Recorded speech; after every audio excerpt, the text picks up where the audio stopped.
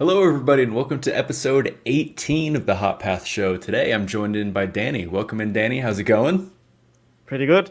I've finally been playing games and also making this thing for you guys to show off. Yeah. A lot of exciting stuff to talk about. Why don't you give a little preview about what you're going to be showcasing in the main portion of the show here today? Sure thing. Actually, I'm just gonna share my screen and show the exciting Awesome. thing that we'll do today. I press play, and it says, "Give it a second." It says loading domain. It says these two things, and that's it. Whoa, Doesn't that look 40, exciting? ID 42 and name sample. And Ooh. to be more specific, the thing we will actually talk about is source generation, as the title probably also will imply. So, yeah, that's today's topic. Awesome. Yeah, I'm very much looking forward to this. Yeah, last week I was kind of showcasing my braid time rewind mechanic, and there was a lot of stuff in there that I feel like I could maybe use source generation to kind of like automate some of that process for a lot of the repeatable code and stuff. So I'm very interested in kind of getting a good introduction into source generation because it's not something that I've really had a chance to dive into. And it also Yeah. kind of happens that I have a little, kind of sample project that I could probably play around with some things to kind of learn a little bit more on my own. So definitely looking forward to it. Yeah, I mean, also it's there's a lot of pitfalls you can end up with, and trying to debug it can be hard. So the plan is to like show a little introduction. How can you get started? What is a source generator, and can you use it? And then how in particular can you set it up to work with Unity? How can you debug it? So on, all of that great stuff. That's Yeah. the plan for today. Later on, we'll Awesome. show some more advanced examples. Yeah, I know But one of not the this time. things that you'd kind of been hinting at is like a little bit of a replacement to Unity aspects, and this kind of builds off of some of the concepts that you'll be talking in today. So, yeah, Exactly. Yeah. I mean, source generation can be both useful for making something like aspects for yourself, and also a concept I have for blackboards. That is enemy AI or game AI in general. Um, yeah. So just having the basics now is a really good start, and then later on we can like expand on it and show some good examples of that. yeah, totally. All right. Well, yeah, before we get into some of the other deeper topics of discussion here today, I do just have a little bit of housekeeping. One important thing to note is, unfortunately, due to some scheduling, we had to pre-record this episode, so we're actually not live, even though it is going to be premiering live over on YouTube.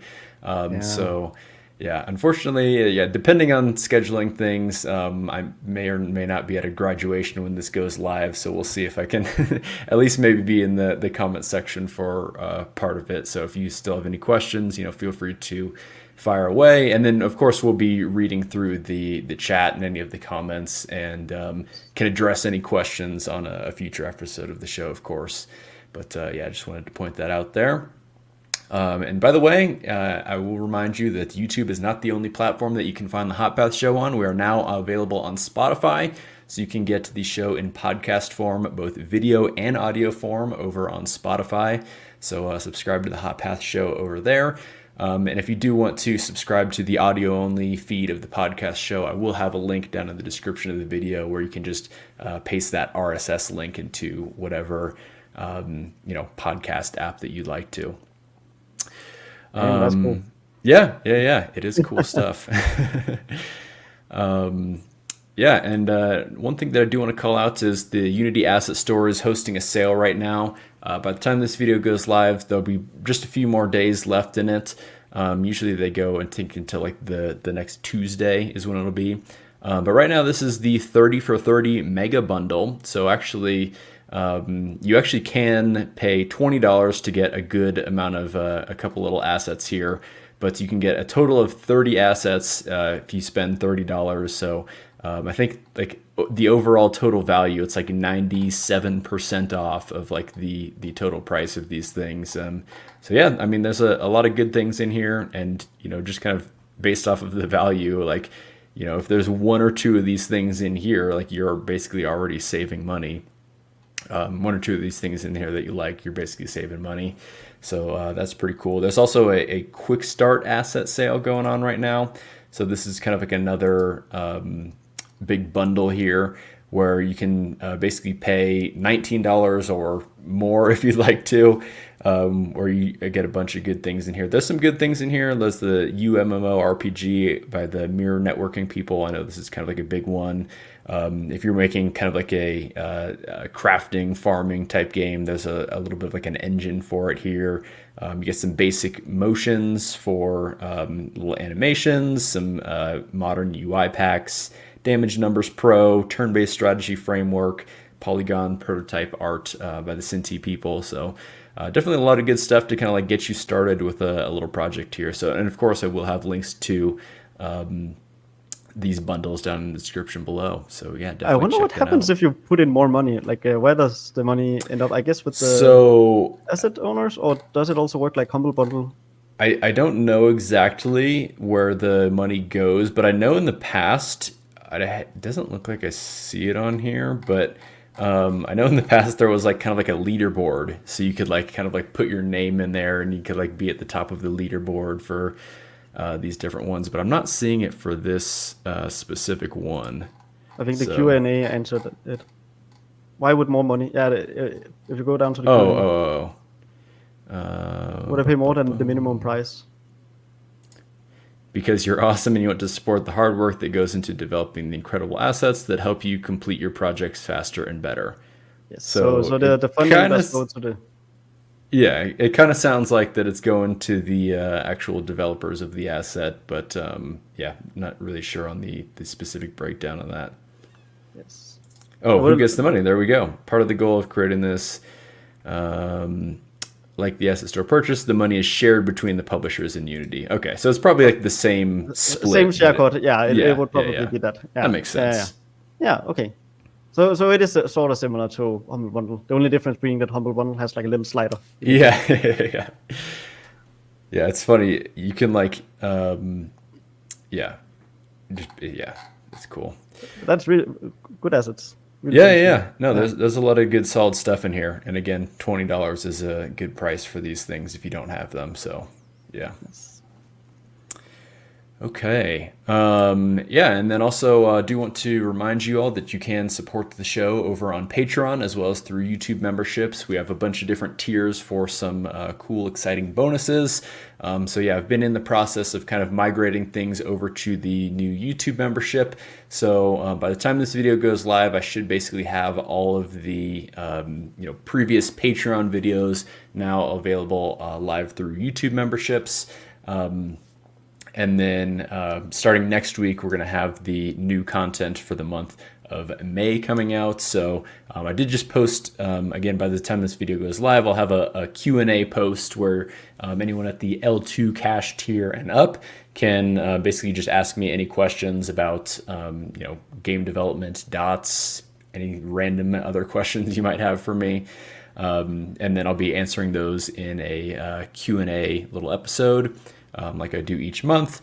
And then next week, I'll also be posting a bonus episode and behind the scenes episode. Again, the bonus episode goes up to all supporters at all levels. And again, the levels are the same across Patreon and YouTube memberships. So yeah, a lot of cool, exciting stuff coming up here. Awesome. So we can get into a little bit of a topic of discussion here. So this is just kind of a little warm-up topic that I wanted to start with, just kind of a fun thing to get a little bit of discussion going. But is this the Super Bowl again? It is not this. I'm not going to quiz you on American sports right now. Okay, yeah, that's good. So actually, the past couple of nights, I've been started reading the Rules of Programming book that you recommended to me. Oh, yeah. Yeah.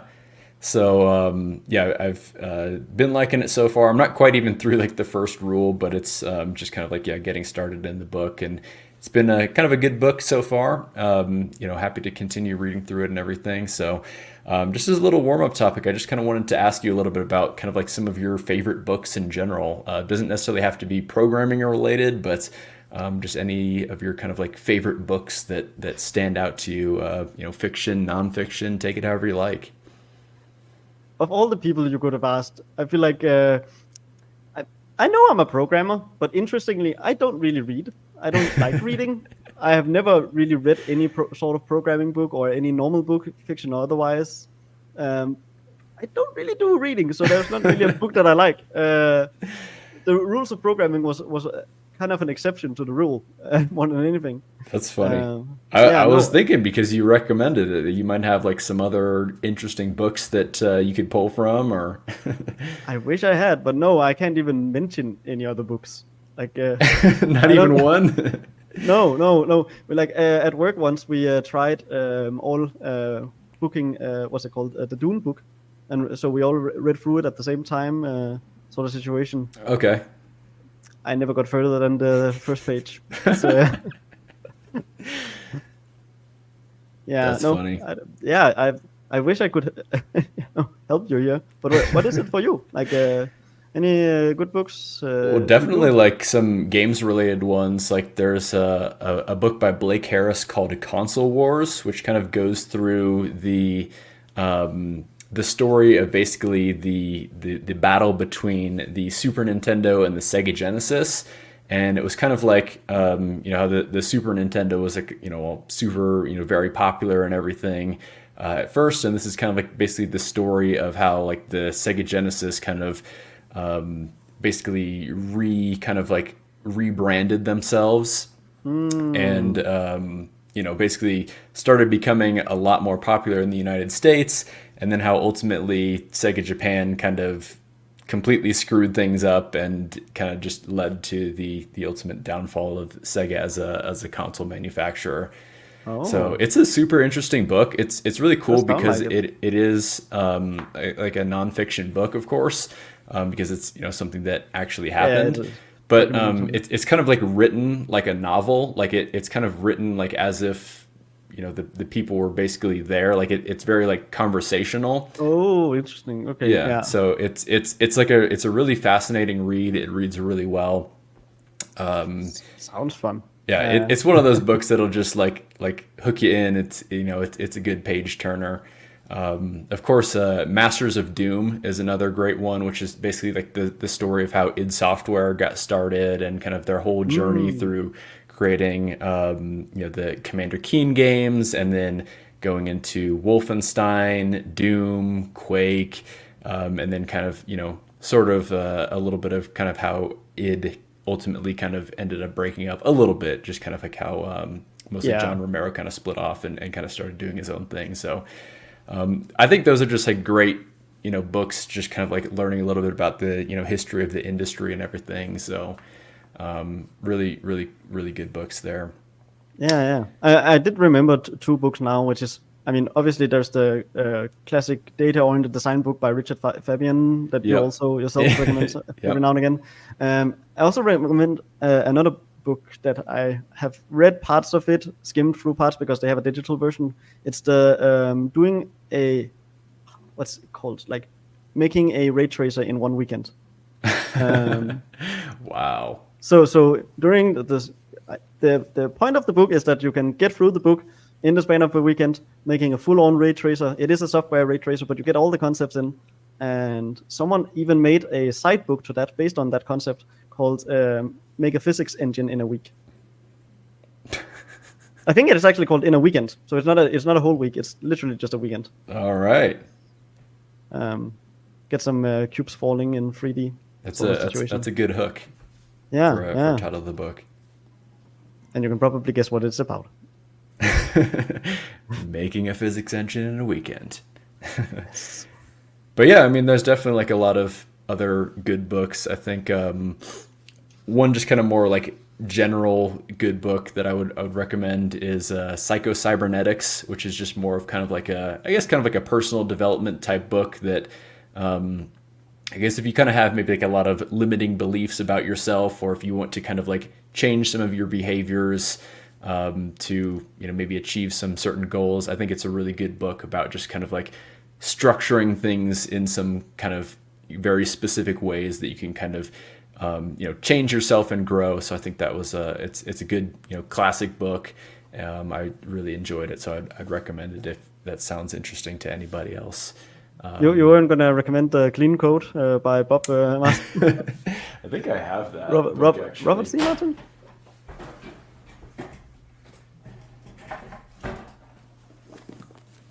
Oh my I god! have it. You actually have it. I do. Know thy enemy. And actually, looks like I was about halfway through before the time I gave up on it. Got my little Oh, your business card. Cool. Turbo Mix Double-sided Games even. business card. Focus, focus. There we go. I feel like that book is a perfect description of perfect is the enemy of good. It's the what? Perfect is the enemy of good. Perfect is the enemy of good. Have you ever heard that one before? Is it like a book, or are you just saying like a phrase? No, it's a quote. I can't remember okay, who said okay. it, but it's a very classic quote. Mentioning the fact that when trying to strive for the perfect, you will often fail, but by trying to strive for something good, you will get very far. You will get caught up in too many details by trying to be perfect, but by being good, you might actually achieve something that feels really good. That almost kind of ties back to the first rule of programming in the book, The Rules of Programming, which is what is it, like, as simple as it needs to be, but not simpler or something. Yes. What was it? Yeah. Yeah, but no simpler. But no simpler. Yeah. It's a good rule. I also like all the examples in the book. The book has got a lot of good examples coming from some of the games they've made. Awesome. Yeah, I'm very much looking forward to And diving deeper actually, into that. fun fact, in the book, they have quotes by different people, and one of those people is Andreas Fredriksson, who some of you guys might know as the guy that worked for Insomniac Games, and he was actually my former lead, what's known as a skip level manager. So I actually used to work for that guy, and now it was very cool to see him in that book. Yeah. I did see, at least in like the special thanks portion of it, that his name was mentioned in there. So it's cool. There's some little quotes from him in there. And then obviously the big one is Mark Cerny, the director of the the lead hardware architect of the basically PlayStation most consoles going back decades now. Yes. All right. Well, that was a fun little warm-up topic. I'll have to ask Tobias to see if he has any good books. Yeah. Yeah. I mean, it's a good question. It's odd for a programmer not to really read anything. Considering it is my job to read Fair enough. code. But yeah. It's like, Danny, what's your favorite book? Unity documentation. Yes. Actually, I can say the Dot's ebook. Yeah. Yeah. Don't know when it's out, but I know. I was gonna say, when's that coming out? You gonna give us a little? I don't know, but we definitely have announced that it's coming out. Is that gonna be like the Hype Unite announcement of the year? We got the Dots ebook out. I mean, I do have some problems with the ebook, but it generally works. Yeah, I mean, especially if you do like reading to learn stuff, then. I wouldn't expect you to 100% agree with every single word in there. Yeah, but I'm just saying my opinion. It's can't help myself. Fair enough. All right. Well, we can go ahead and move on to the next section, which is our Unity Dots quick tip of the week. I'm going to keep this one very short here. Again, this is one of these that a lot of people kind of may already know, but I still do want to point it out just because it is something that I didn't particularly know or use too much at first, and kind of ended up doing some more kind of like workaround solutions for it. But it's basically this concept of the SystemAPI.GetComponentRW. Really, the advantage of this is it basically allows you to write back to whatever component that you get. So this is a little example from my Braid Rewind system that I was kind of showcasing last week.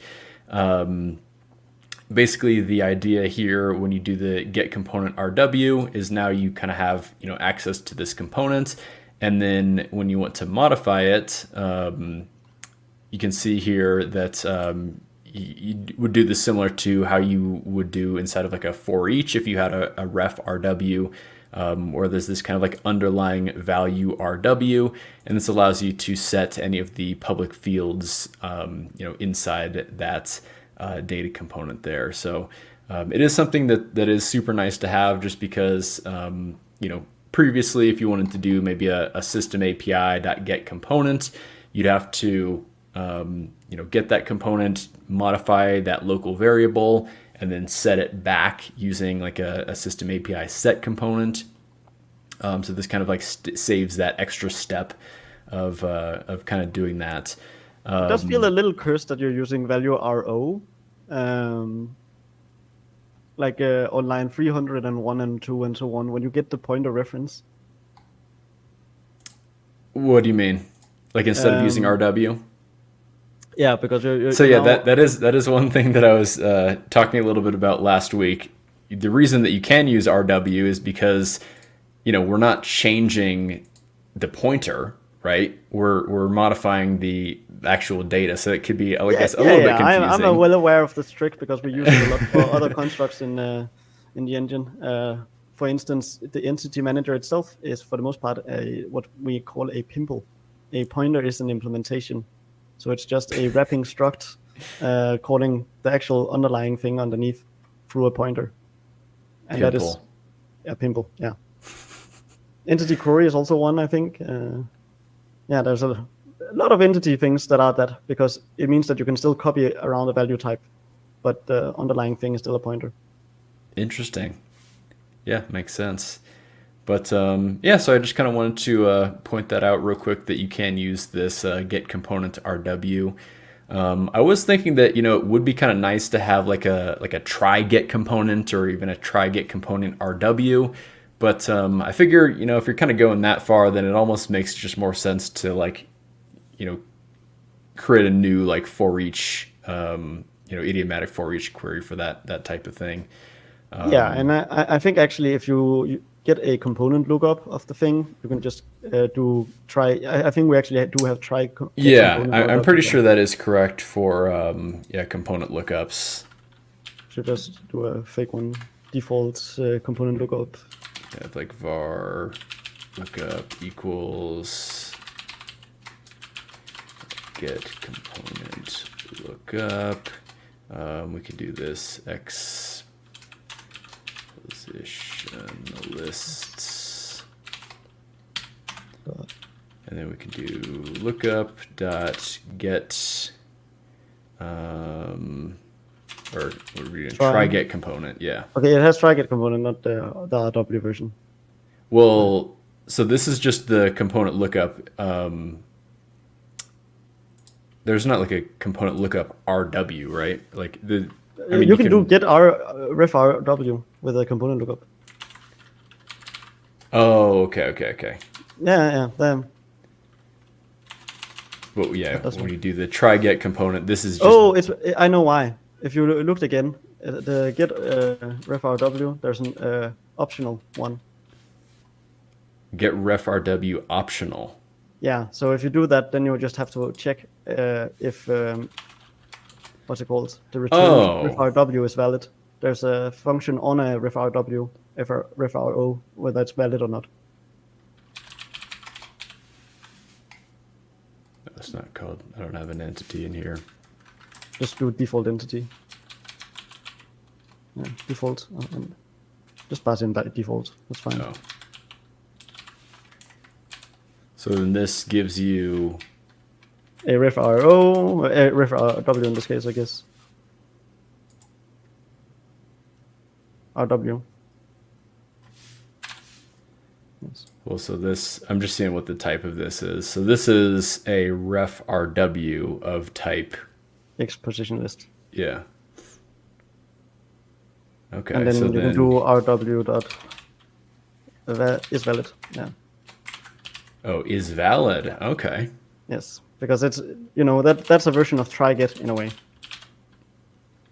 Because you just use get ref RW optional, see if the thing is valid. If not, then shouldn't do anything. If it is valid, then you actually manage to find one. then you can go in here and then say your, value RW dot, tween frame seek index plus plus. Yes, exactly. Cool. Well, yeah, I wanted to bring this up because I feel like you would have some interesting solutions that, again, may not be a little bit more known. So yeah, that's get ref RW optional. That is something that I never knew even existed. So it's similar to yeah. what's it called? If you have a buffer and people want a ref version of that buffer element, so they can modify the buffer element directly instead of having to save it and then write to the buffer. Then there's also a buffer.get get reference or something, get ref, when you have a buffer. So you get the reference instead of just getting what's it called, a value copy. I know Tobias definitely likes that one. Yeah. I think he had kind of maybe showed it in a couple previous episodes or something similar that he does to that. Yes. Cool. Well, yeah, that was our little quick tip of the week here. So now we can move over to the context switch, just kind of a little point of discussion that I wanted to bring up here. So I actually wanted to kind of do sort of like a little bit of a follow-up of from the big forum post about the dots kind of roadmaps and milestones and everything like that. So just kind of wanted to like follow up on a couple like little interesting points that some people were kind of like bringing up sort of in the comment section here about just kind of like their reactions to some things and maybe some particular things that they still wanted Unity to focus on as far as dots is concerned. So one thing that I think kind of already talked about the previous time where we kind of like really went into detail through this whole forum post was kind of the reaction to aspects going away. And again, Danny provided kind of some additional context as to why that was. And then again, in a future video, you're going to be kind of showing one kind of solution that you can use to basically replace aspects. So I think that's all good. But there were a couple other things in here that I kind of wanted to talk about that I just saw were kind of some little bit of kind of like repeating patterns and points of discussions in here. So one thing that a couple people had kind of brought up is using dots on web platforms. And I think there's a little bit of maybe misconceptions about, what exactly is kind of supported as far as like, dots on the web and all that. So it's something that I kind of wanted to bring up a little bit. But yeah, basically, as far as I understand, and of course you can, correct me if I'm wrong, but, if you're building a dots or an ECS project, you can deploy it to a web platform, no problem. However, you aren't going to get, a lot of the kind of, nice to have features that dots provide, such as, being able to multi-thread things through the job system and being able to use the burst compiler.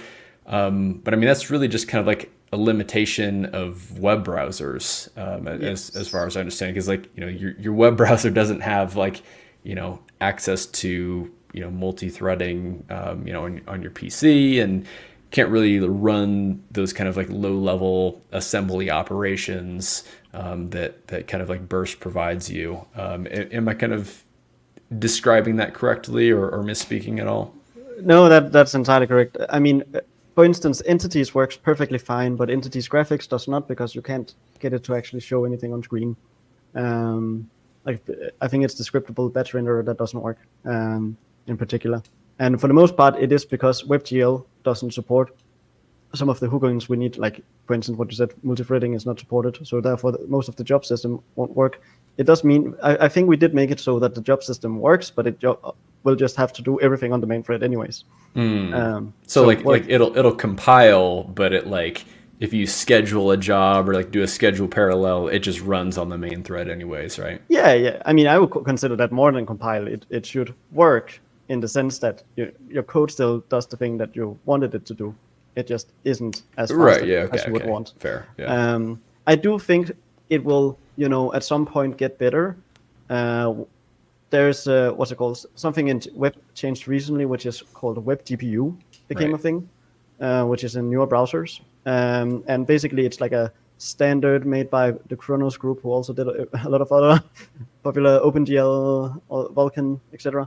And the point of Web GPU is it finally supports some features that were only possible on client before, like compute shaders, like I think even ray tracing might be supported. Don't quote me on that. But it has more features supported on web than what you could have before, and we do already on the Unity website show working versions of that with Unity, so you can compile your project for Web GPU. But I think it's still in early access. Right. As soon as that becomes the standard and works really well, I'm sure that we will also try to make better things for it. At least I think that. I don't know. I can't. Again, I don't speak for the company here. This is an assumption on my part. Yeah. No, and as far as like the web GPU stuff goes, like my understanding of that all is it's basically just giving your browser access to the GPU in your system, so it can run all those kind of compute shaders and everything like that. Exactly. So yeah, you still of course have to have like a system where the GPU can handle running ray tracing and everything like that. Don't expect like ray tracing to work on a mobile device. Again, that's just going to be a limitation of the device at that point. Yeah. It does, from what I've been able to gather, it does seem that multi-threading is part of what WebGPU wants to have working. So. Okay, interesting. So yeah, I guess that'll be, because my understanding of WebGPU is, a lot of those optimizations were, again, more geared to the GPU side, giving your browser access to, run compute shaders and everything off your GPU.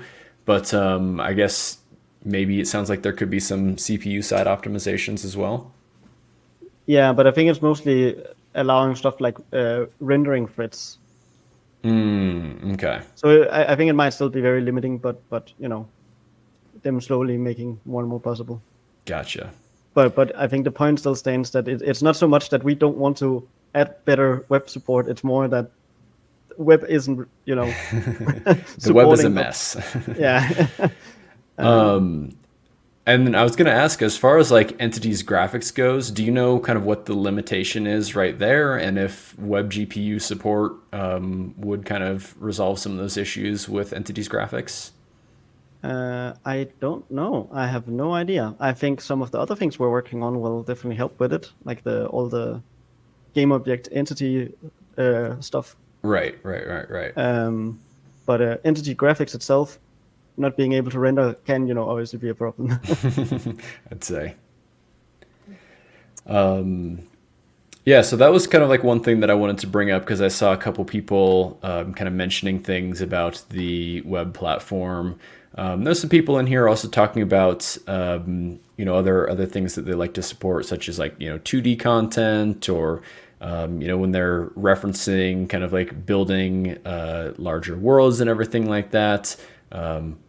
Also, we got a little Turbo Mix Games mentioned there, by the way. Nice. So shout out. We'll drop you a like there. And then I know some people were talking about some of the world building stuff, maybe seeing if implementing double precision transforms would potentially be an option in the future.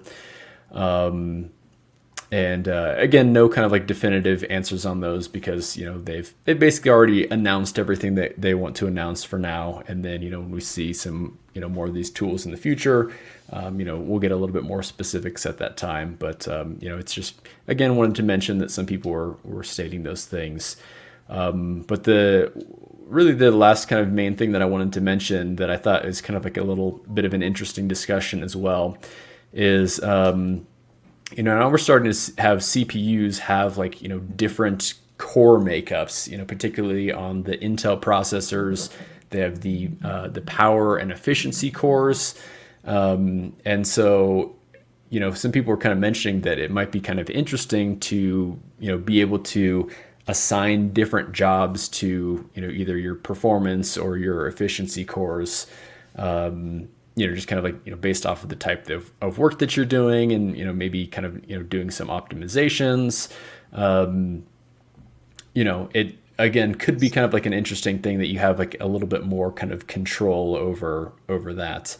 Yeah. I mean, I've definitely also heard the job affinity before, like being able to figure out, how much to schedule on certain threads, and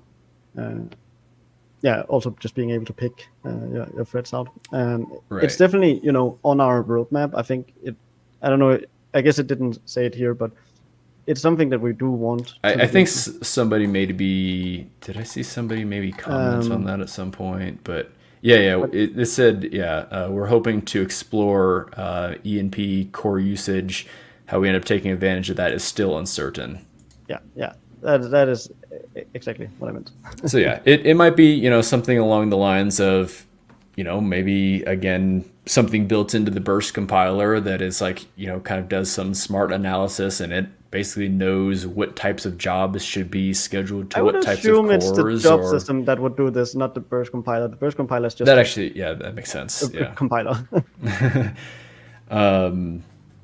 And then, or maybe even, giving people the option through like an attribute or something like that to say like, prefer to run on efficiency cores, for some specific job. So, so I thought that was just kind of like interesting just because, we're starting to see different kind of like makeups of, CPU architecture. Some CPUs maybe have like a lot of cache, or maybe even with some of the newer Mac processors, it's kind of the whole, system on a chip where you have your RAM is like extremely close to, the actual cores and everything like that. So, I think it could be good to have some of these, nice optimizations available to us, even though, not every system is going to have all of these different optimizations kind of available to them. But I think, as we're starting to see some of these different kind of CPU hardware makeups become a little bit more common, it would be nice to kind of like, have some optimizations, especially if we're kind of like deploying to one specific platform. Yeah, sort of similar to how we have the burst intrinsics letting you do specific commands for a given architecture. Right. I guess in this case, just for jobs instead of burst. Although Tobias said that he was kind of like trying to mess around with some of those burst intrinsics, and he said it didn't make any performance difference for what he was specifically doing. Like basically the burst compiler was just kind of like doing the most optimal thing already. Yeah, exactly. It's similar to how people argue, oh, well, technically assembly is faster, but only if you are able to outperform the compiler, which you probably aren't. Right. Yeah. Good luck with that. You really have to have a tight loop that you call extremely often in a sort of batched way before doing that makes any sort of sense. Also because like once you start unraveling that can of worms, you now also have to think about, okay, what happens on this architecture? What happens on this architecture? Because there's different intrinsics on each architecture. But I definitely agree that it would be cool to be able to control whether it's like performance core, e-cores, etc. Also because some console makers do every now and again like to make a console that is heavily based on different cores having different purposes. Right. Yeah. Like, especially historically, PlayStation was known for having a very unique core architecture with the cell architecture on the PS3. With the little what's it called, SPU side cores, and it definitely shows that it might be a requirement depending on which platform you're on. Right. Yeah. Well, those are kind of the main things that I wanted to talk about. Is there anything that you maybe saw from kind of the reaction to this, and as far as kind of what people are kind of like asking for in the community that you wanted to kind of bring up related at all? I mean, not really. I mean, I do think it's mostly what I didn't see, which is I'm glad I didn't see a lot of people going like, oh, I'm gonna miss entities for each. it doesn't really seem anyone cares about entities for each anymore. Like, good riddance. Yeah. And it's obviously a bummer that we have to remove aspects because some people do find use in it, and there is a thing that you could argue that aspects do have a good use, but we want to support a feature like that when we actually feel we have the amount of people to support it, but also the right foundation first. Yeah, totally. Because right now it was set up all wrong and it was just not performing how we wanted, and also we were experiencing other related problems to just the overall design. Yeah. Sometimes you just gotta rip the Band-Aid off and start fresh, or or even just Yeah, this is one of the sad. Like it's similar to the transform stuff. Like we just gave a too early cooked cake, baked cake. Yeah, didn't taste good, so we'll have to make a new one. Yeah, and then I think the solution that you came to, at least for the transforms, is in a much better spot right now than it was. There were definitely some times where things were very fragmented and was a little bit overcomplicated. But I think the solution right now is very good. Yeah, it's very simple. Yeah, definitely. All right, well, that's the context switch. So now we can kind of move into the main portion of the show, which is our instruction set, where Danny, you're going to be talking to us about source generation in Unity.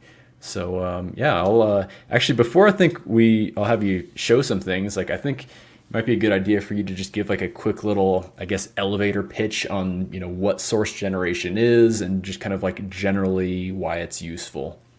Yes, I mean, for the first and foremost, we already use SourceGen a lot of places in Dots. A lot of the features are based on SourceGen, and the core gist of it is it's something that reads your code and writes code based on that code. That's all it really does. Is it reads code you already have, and then based on that, it will create some new C# code, and then it compiles that. Right. Yeah. The idea is you're basically like creating like templates for code, like a lot of things where you might be having a bunch of, say, repeated code where you want to have small differences for slightly different types or kind of how to handle things, and that way it just can kind of like automate generating a very large volume of code. And again, because it's all templatized, you can be sure that that same pattern is replicated across all those different, I guess, instances, you could call it, of the kind of outputted code. So that that if you have a mistake somewhere, that the mistake is in kind of your core template and is not like in one very specific use case that might be something that's very difficult to test for, I guess. Yeah, and I mean, in some other languages they have the concept of like templates, which allow you to do a lot of compile time stuff, and in a similar fashion, SourceGen can also help you give that back. So you can like pre-generate an sRGB table so that it's optimized and pre-compiled. You can, if you need reflection at runtime, often you can actually rephrase some of those problems as source generator problems instead, so that it can still like recompile it. Like the way that what's it called? If anyone has ever used enums and as flags before, there's like the has flag method. That one is actually very slow because it uses reflection in order to do like a sort of match. From what I recall, that's how that one works. So it's actually really fucking slow. And one thing you could do with source generation is you could simply have it look after every enum, and if there's an enum, it should make a corresponding extension method for that enum that is called like .has fast flag, something like that. And then anywhere that you have that specific enum, you can do .has fast flag, and then pass in another enum that you're comparing against, and it will have pre-generated that method with all the individual comparisons for that. So it will be very efficient instead of and actually be value based instead of the slow thing that you're doing with .has flag. And one of the reasons you could also say you want this is because .has flag actually doesn't work with burst because it's managed and reflection based. If you were to use the source generation approach, you could actually burst it. Yeah, because you can basically write it specifically. Exactly. So there's a lot of nice cases where you could use source generation. You could also have used it for like finding all of the I systems that are present, and making a method so you can get all I systems instead of having that happen every single time you press play with reflection. So that's like the core gist of what source generation is, and we use it for features like iJob entity, system API, entities for each aspects. I mean, and basically the way that I understand that it works for some of those things you mentioned, like iJob entity and all that, is like it allows us to write easy to write understandable code and everything like that, and then the source generation kind of takes over and maybe kind of writes more efficient implementations of that code. Is that right? well, Or is that kind of fair to say? not Or? really. I mean, if you write a slow template, the code will still run slow. It's not Well, gonna. no. I mean, like it allows us to do, when you write like an iJob entity, we can write it, in a kind of a specific way, and then it, kind of takes that sort of input code that we wrote, and then, writes kind of more of, I guess, the lower level implementations of everything.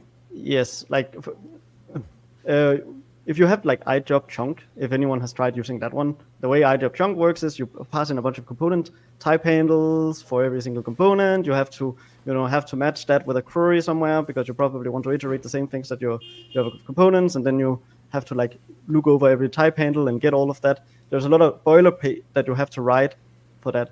Whereas with a source generator, what we can just do is you can write the custom execute function you have, and we can read through any method called execute inside an iJob entity and say, oh, we just loop over every argument, creating a component type handle for each of them, and then implement the iJob chunk, and then it will like call your execute from the iJob chunk. That's all iJob entity source generator does, is just it looks over that, it figures out what component type handles it needs on the job, and then it adds that, which is why you need partial on a lot of the types that we add source gen to, because it tries to extend your pre-existing type.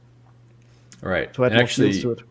Yeah, Tobias was explaining when he was kind of showing us his source generation, or like basically the reason that you use the partial keyword is because like you don't have to actually have like the implementation of a particular method. Like you can just kind of have it like call basically to nothing, and that way if you kind of like run into some errors, you don't have to kind of like unwind everything and like uncomment about a bunch of like invalid code and stuff. So. Yes. And I mean, there's pros and cons of this approach. Obviously, debugging gets a little harder because your debugger likely can't see the source generated code, which is why we manually also emit a you do a little .cs bit file. of trickery, yeah. Exactly. So if you have, there's a certain define you can add that will also output it to a temporary folder, so you can actually still have the source code of what we Right. generate in order to help you with this like profile analysis if you have a profile, or debugging some of the generated code if you for whatever reason need to. The idea is that you hopefully won't need that, but we can't necessarily cover every case, so you probably still want that. And we also have to do some trickery because we're doing something a source generator actually can't do. A source generator can't replace code. It can't change code you already have written because it's additive. A source generator is only additive. It can only add extra source code. Right. And so, like for instance, when you write SystemAPI.query, we still have to change your code in order for you to actually run that line of code. And so what we do is we generate an extra method, and then we have something called an IL post processor. Take what is basically the compiled inside after what Roslyn produces, and just map it into your already existing. So instead of .on update invoking all of your code, it actually invokes all of our code and runs through that. Right. But because it now invokes all of our codes and runs through that, you can't put in any breakpoints, and so Exactly. breakpoints So, don't yeah. actually work. Then you have to do that kind of manual mapping where it says, this line of our code maps to this line of your code. Exactly. And that's why some people will sometimes say, oh, this when I do this thing, breakpoints don't work. It's because we might not have covered every single breakpoint case. And it's also very hard for us to write any proper testing of this mapping between one file to the other. So we normally have someone from QA constantly validate if it still works in some specific fashions, because that's really the best way that we can check if breakpoints still are hit correctly. Because it's very hard for us to know that when we replace code, it will actually map to this other line. Right. We just have to increment a number and hope that the number matches the original source line. So then I guess if someone does run into a situation where like a breakpoint doesn't work, should they just try and like add a breakpoint on like a different line of code and just to see if it breaks there, basically? Yeah. Usually, if you add enough breakpoints, then you will at some point hit it. It'll stop somewhere. No, but it might even stop at somewhere where you're like, this shouldn't even be called. This doesn't make any sense. But it will still do the right thing. And for the most part, it works. I mean, I have fixed a lot of those bugs already.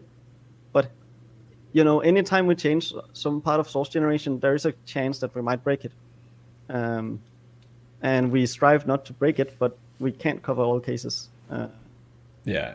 So if that happens, sometimes it can also just be good to what's it called? The most common thing that breaks it is simply you trying to be clever and doing everything inside one line. So if you just like store some variables versions of that, normally you can fix it also that way. Like I know there's a recent one where if you have like system API inside of a iJob entity invocation, like when you construct your iJob entity and do .schedule, if one of the initializers as part of your iJob entity structure initialization have a system API call, I think that actually currently breaks breakpoints, like offsets it by 1 or something. Break the breakpoint. So again, the way to fix that is simply by just moving that system API call outside of your struct initialization. And a lot of breakpoint fixes can happen that way. But I think it might be time for me to actually show some source generation. Yeah. Let's get into it. Yes. 1 second while my cat just walks over my keyboard. Without hopefully hitting the power button. Yes, that is the hope. Good. Not that has ever happened before or anything. No. Okay, so what we saw before was the very exciting thing that in the console we logged ID 42, name, sample, right? Correct. And the reason we did that is because we have this little mono behavior called does it work? And on start, we create this customer class and do customer.report and log every line. And this report thing here is actually generated. So if we look, it's a generated thing that generated all of this source code for us. And it just includes a little, notice that it's an extension method here, and I will come back to why it's an extension method later. It has the ID colon, and then, actually gives the variable, and then it also returns a name version. And if you were to do this, the other way you could do something like this is reflection. And so this actually, stop you from having to do reflection now because going over the member variables in a reflection sort of way definitely wouldn't work for dots. Obviously, these terms doesn't work for dots either, but there's good reason that you can now have it print this whole thing in a bursted fashion because strings and burst does work, where you couldn't before because you can't loop over members with burst on. So that's great. If we notice these are the fields on the customer, and if we were to do reflection, this wouldn't really have worked for us. So that's actually a source generator. Now, the difficulty of having it work in Unity is that there are some specific requirements of how you set it up. But how do you set up a source generator in the first place is a good question. And the usual way that we recommend is either you just copy our source generator project and just got it. So that way you know that everything is correctly set up. And the way that Microsoft usually recommends is you use Visual Studio because they have you can do new solution and then you can pick Roslyn and then you can say, hey, I want a Roslyn analyzer or I want a Roslyn source generator.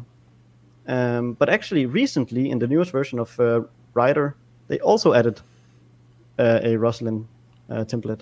Nice. So now I can say, hey, I want a source generator. I'm just going to call it source generator 1, and then I can say this target framework. And here's the thing: the target framework here is just the target framework of whatever the test project is. And the reason I'm mentioning this is because Unity will only support source generators that are targeting net standard 2.0.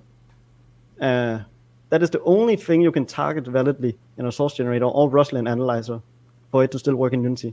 And so you might think, oh, I can't pick that, but this actually still works, because when I go to pick one, let's just say 8 here, and I pick source generator, and I create the template,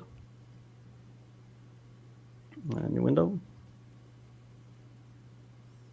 There's another reason I'm also creating the project, because I'm actually using this project as an example. Then 1 second. This is the source. Well, that's loading and everything. What is the difference between source generator and analyzer when you kind of had those two different options?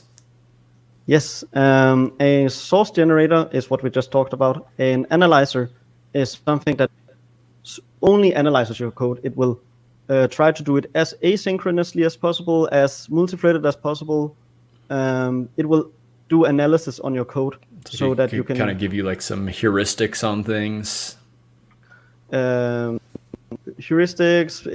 For an example would be if you. I don't have entities in this workspace, which is a little sad. But if you don't add the partial keyword to an iSystem, we actually have an analyzer that will yell at you. Saying, okay.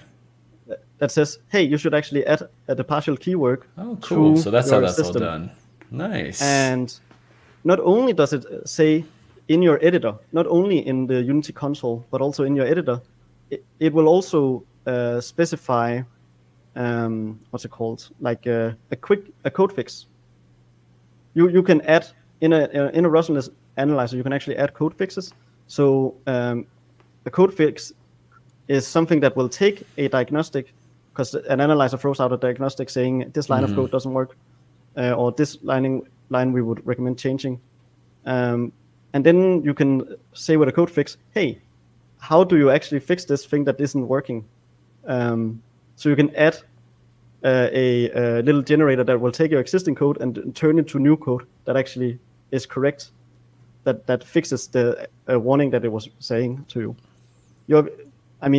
You probably have seen it before if you type something wrong in the editor. Here, I can't come up with an example, but you only write valid code.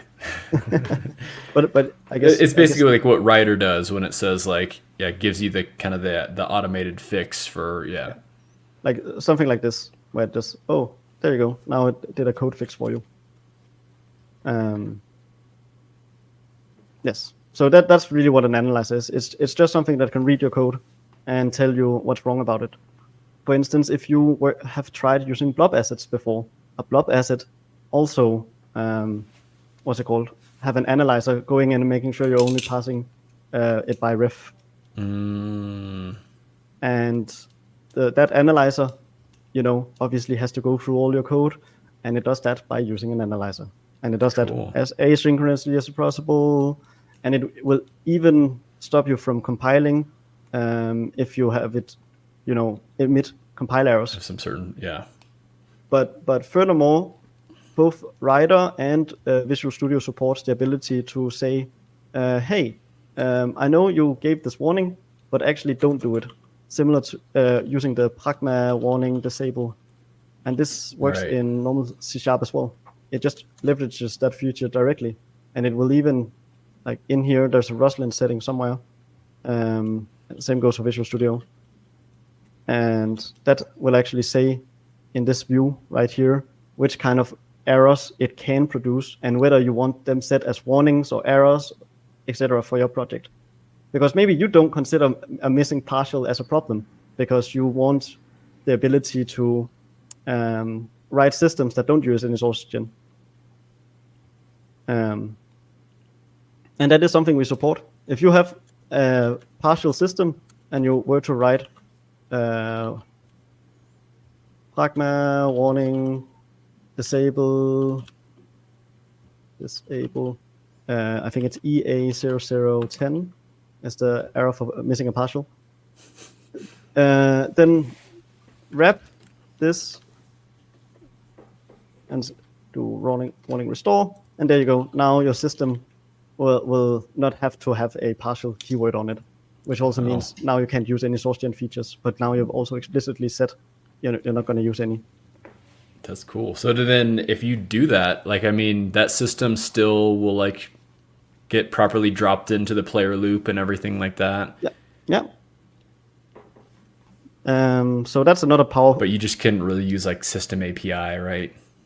Exactly. And for some projects, that is probably what you would want. So you know that the person has full control over that specific loop and is not going to try and use any source generated features. Nice. And that's what analyzers allow you to do. Showing us how to break Unity. I love it.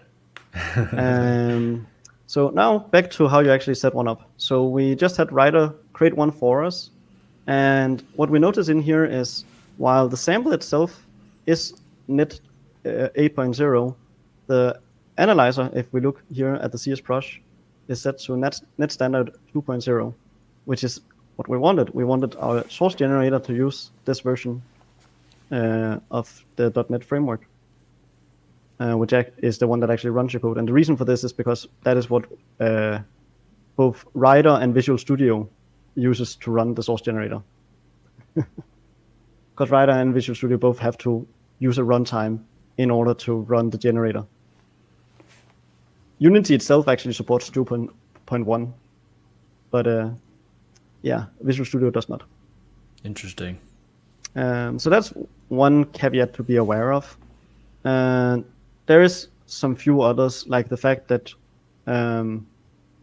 if I were to compile right now, which I'm going to do here. Now this project, this basically sits separate than your regular Unity project files and everything like that. Is that right?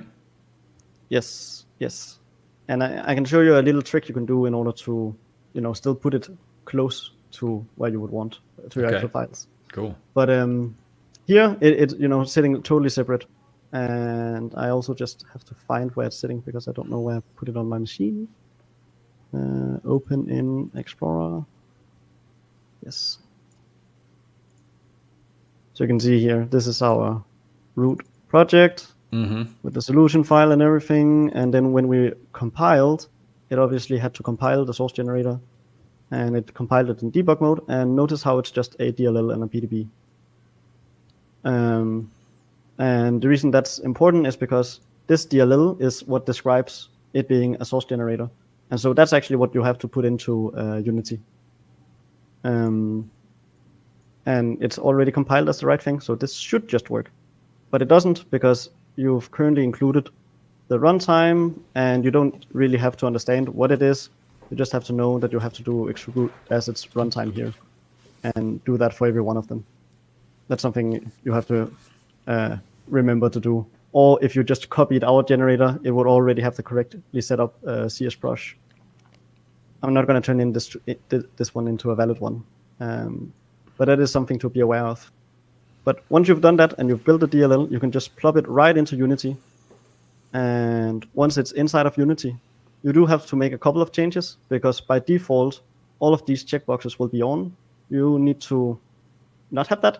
So when you plop in the DLL, you just remove all of these checkboxes.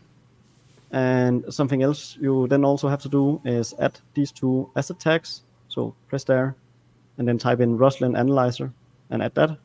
And then type in run only on assemblies with reference. I don't think you actually need this one to make the generator work, but it's generally recommended. It means that this analyzer are those like new tags that you're creating, basically?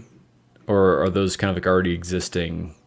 Like they already exist, but they won't show up in here. It's sort of like implicit. You do have to type it out, and just be okay with the fact that Unity will recognize this sentence and also that sentence. Now, obviously, me just saying that can be hard to remember. So if you just go and search Roslyn Unity, then you will find as the first link. I was just about to ask if there was kind of some documentation that. Yeah. Yeah, all of the documentation is right here on how you can set up a project and what version we support. There is some inaccuracies in this because it's a little old. Like for instance, if we note in here the version that it uses of Microsoft Code Analysis C#, which is the one that has all of the source generator stuff and goodies, uses 4.3.0. But if we look at the documentation, it says must use 3.8. This part is out of date, but it's also up to date in the fashion that this version is not supported. The highest supported version we currently have is version 4.0.1. A lot of versions to keep track of. Yes. And 4.0.1 is the first version that supports something that is called a incremental source generator.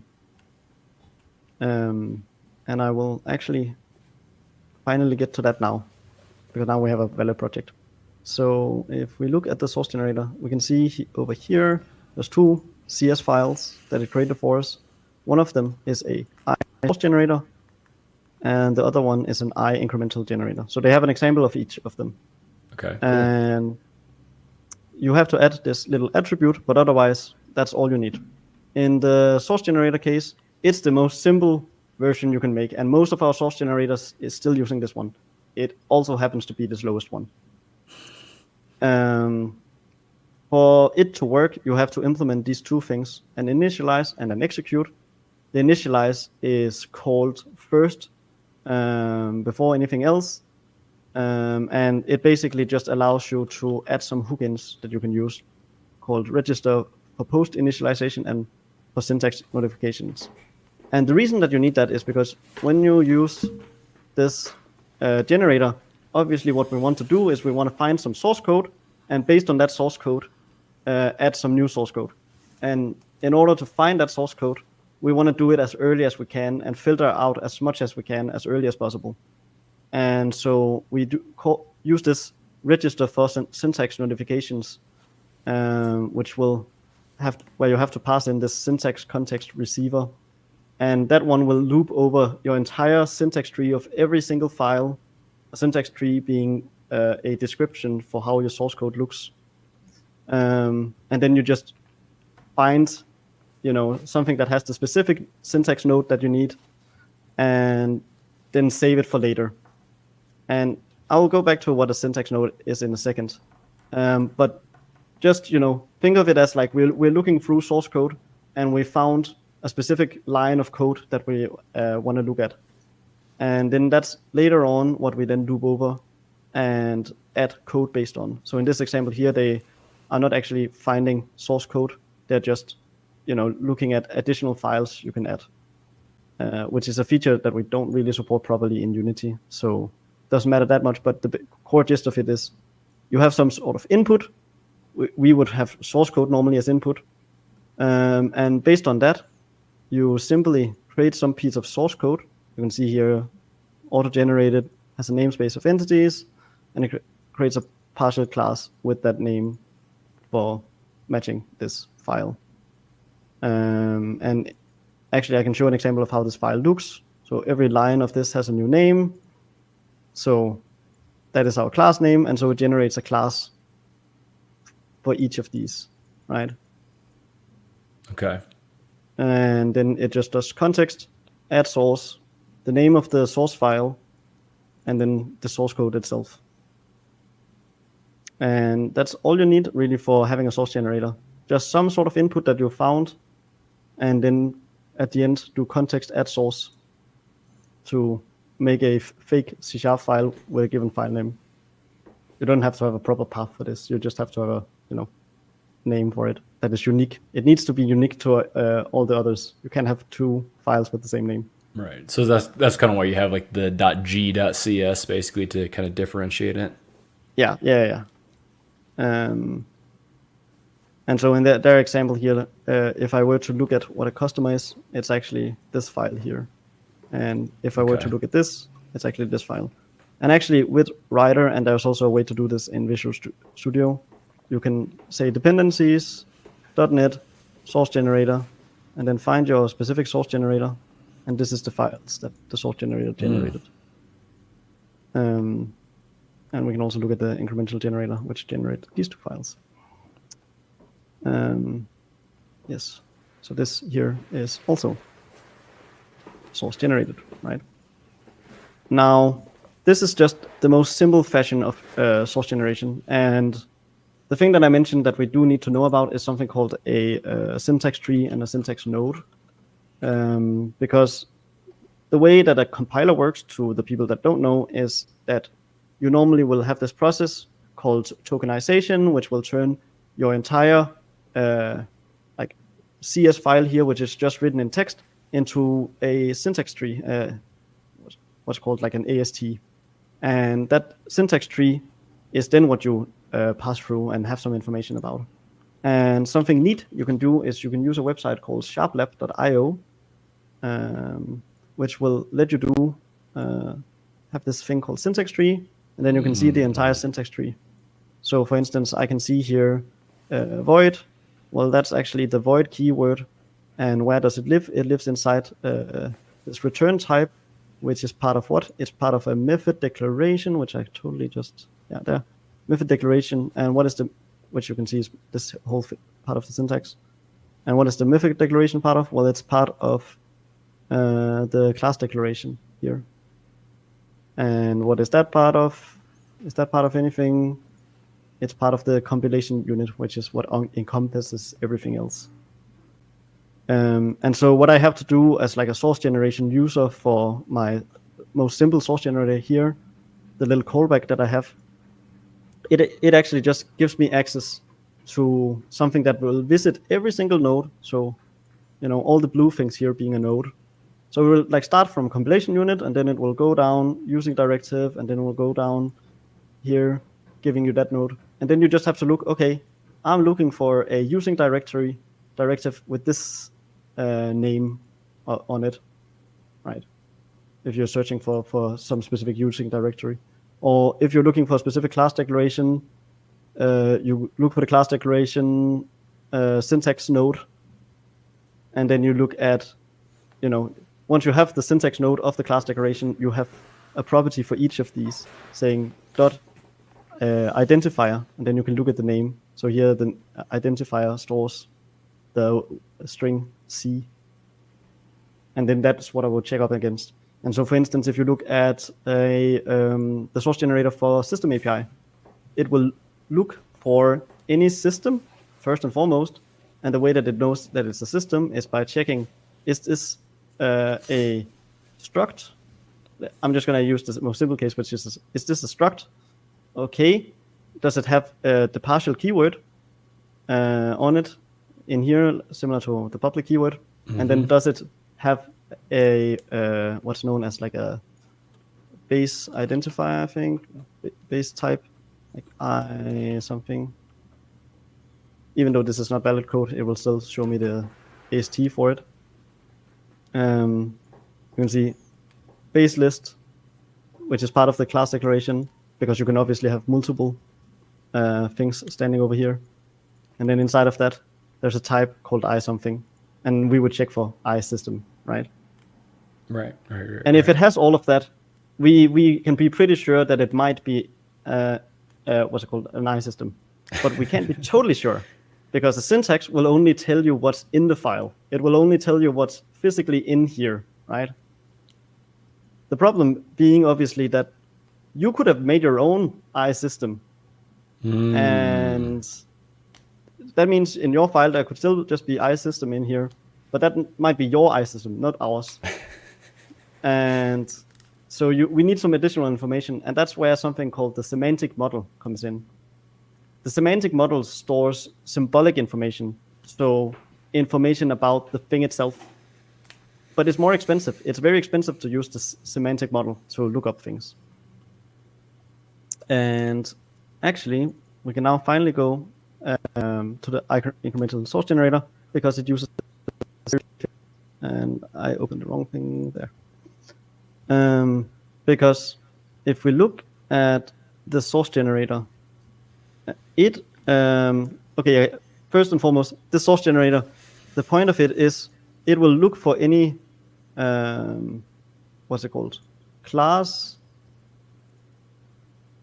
So where is it? There. Any class that has the report attribute on it. And so what we would expect to see here is we would expect to see it first find a class syntax node, and then see if this if its attribute list on it has any sort of typing of the word report, right? Just like on a string level, just a string match, does it have report on it? Mm-hmm. And then once we have that, we've found a candidate, like we found a node that might be it. Like this node might be it. And then that's like where we would it kind of matches your preliminary, whatever pattern matching, like you mentioned again, maybe having that attribute above it and the fact that it's a class. Exactly. But then you're not entirely sure. You still have to do like maybe an extra step after that to, and kind so of confirm. What we can see in here is that it will, do a check. Like this predicate here will, loop over and return every single syntax node ever. So every single, part of this tree here will be invoked by this thing. Right. Which, that ends up being a lot. Which is quite a lot. And it will then check quickly, is this a class declaration? If it is, then it returns true. And that means that this syntax node can go to the next step of so it's kind of hierarchical, basically, right? You're kind of filtering out, most of the things aren't going to be a class, so just kind of ignore those. Once you find a class, make sure it's, go to the next step here. Exactly. And the reason that we are splitting it this way is that in this part of the process, we don't have any information to the compilation. The compilation hasn't happened yet. So therefore, we don't have any symbolic information, and we are only looking at the text, the syntax tree, at the same time as everyone else is looking through that syntax tree. So it should be fairly fast, is the idea, because we're only checking at that, and we're doing no semantic lookups, and the source generator knows that we're doing no semantic lookups here. And then, okay, it's a candidate now. So because it matched, let's say it matched here. It's a candidate now, and we know that the syntax node where it is a candidate is going to be a class declaration syntax. Mm-hmm. And so let's do some further filtering.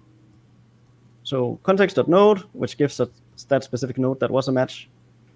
And then we can, ask it about stuff like, okay, give me the attribute list. And the attribute list is a list of attributes, funnily enough. Oh, who knew? And the reason for this double loop, by the way, is that in C#, it's valid to not only do something, comma something else to define two attributes on class, but it's obviously also valid to have multiple of these. Right? So that's why we have multiple attribute lists, and then every attribute list has a certain amount of attributes. Gotcha. So that's what we have to loop over. We have to loop over all the attribute lists that are on the class, and then after that we loop over attributes itself. Exactly. And then we can look up the semantic model of that attribute, which is what we're doing here. And so because we are in this part of the process where we have access to the semantic model through this generator syntax context, then we can do get symbol info and pass in any sort of syntax. And because we passed in an attribute syntax, the symbol is actually a valid I method symbol. There's a bunch of different ones. There's also an I type symbol for types. There's an I method symbol if it looks like a method. There's a, there is quite a few of them, but the core ones you need to know about is generally for symbols is just I method symbol and I type symbol. Those are the most common ones you need to know about for symbol information.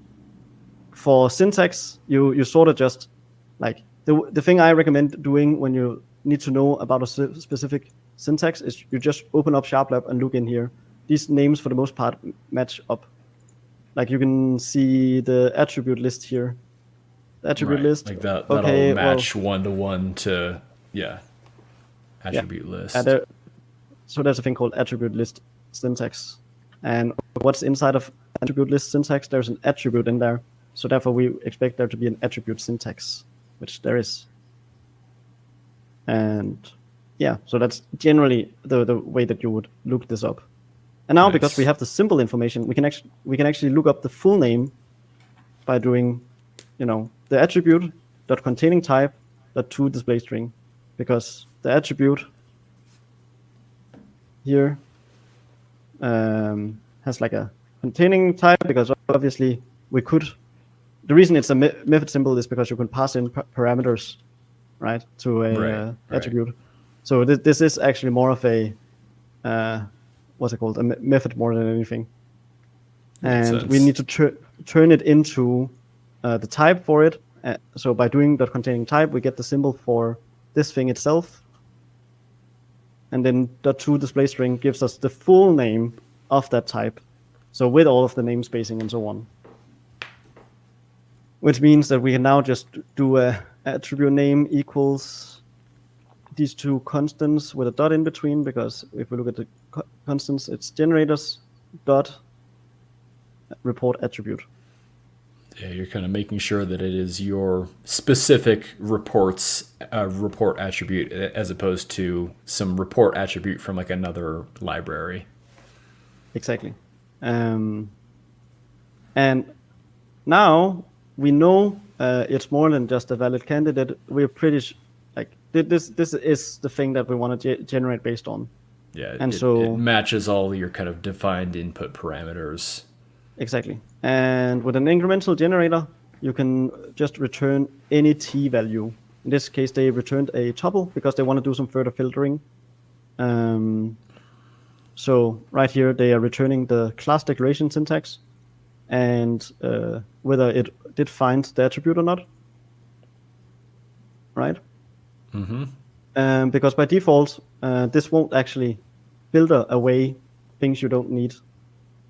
You sort of have to do a follow-up on that with the .where statement. Okay.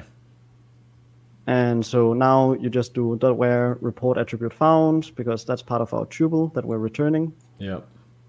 And therefore, everything that is here will, be a tuple that has report attribute found as true and class declaration as being the actual class. Right. Of the thing that contains the report attribute. And then we just do a .select, which means that we now don't get the tuple, we just get the class declaration. Right, so this you no longer care about the true or false at that point.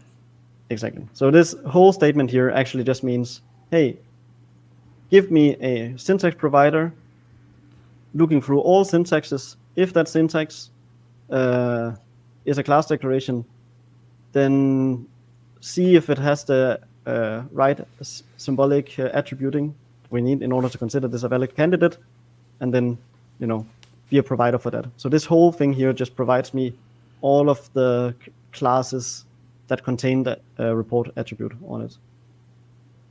And so now it's a provider. And so by doing provider.collect, you will turn this into an immutable array of that thing. You don't have to think about the other part here. Because what you need to do with an incremental generator is you need for it to create a hook in as part of the compilation process to do all of this incrementally. And that's why it's called an incremental generator. Because the thing here is, it doesn't actually have to always invoke all of these segments here. Like, if you changed some syntax and you didn't add a new class declaration syntax, it won't have to go to the next part because the set of things will be the same, right? And the same goes for this part. If this thing here still produces what it produced last time, your generation updated, then it doesn't have to go any further from here. Mm-hmm. And that's why you have all these weird like lambdas invoking, etc. You have to get a little Right. used to the syntax. So this, you have to think of this more, instead of a list, it's a provider for that list, right? And initially here, it's just a provider that provides you, keeps providing you a new syntax. But by doing .collect, it is a provider for giving you an array of all of those. So just like merges them down into one. Oh, okay. So instead of doing a for each over every individual class declaration, you're now just doing a, what's it called, one for all of them.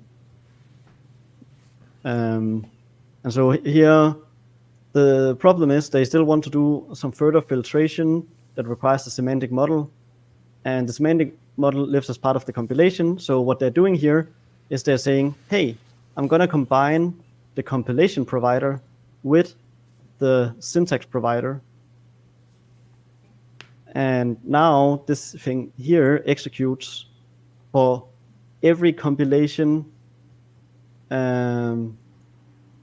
merging together all of those syntaxes into one immutable array. And then, we call this function here saying we need to pass in the context. The context is just part of, what's it called? It's the thing you invoke in order to add source code, right? It's just a utility sort of class. Okay. And the right side of this is the element, right? That it's basically like a for each element. It's the thing returned by the provider for n number of times. And we'll see later on how I can use provider directly without all of this other stuff. But the basic idea is this will, get called every time the compilation changes or the syntax here changes. And because the compilation changes quite often, it always gets called every single time you do any sort of edits. It's why you don't want the compilation provider as part of your provider. But we'll get back to that. The basic gist is now I get the tuple of a compilation along with our immutable array of class declarations. And so T left here is the compilation, T right being an immutable array of class declaration. And yes, just interrupt you with a quick question here. As far as like stuff goes inside of this script, like how much is basically new stuff that you're writing versus stuff that has kind of maybe already been provided from creating like a sample project? This here is the sample project. Like the generate code portion of it? No, I mean, all of this code that you're seeing here is what happens when you create a template from the Roslyn project. Okay. Well, but I mean, there's still like some specific things in there, like that you're looking at, like the report attribute and stuff, right? Like, is that kind of some stuff that you still have to manually define, or is the report attribute like the sample thing? The report attribute is also generated, actually. It's generated right here. But so like you didn't create that report attribute then, is that what you're saying? Like that's basically just kind of all part of the sample the sample Roslyn generator project? Yeah, and in this it is. Okay. Yeah. But I mean, so you can like literally use it just to like basically copy this, like if you wanted to create your own attributes or anything like that, like all that stuff is already there in place for you.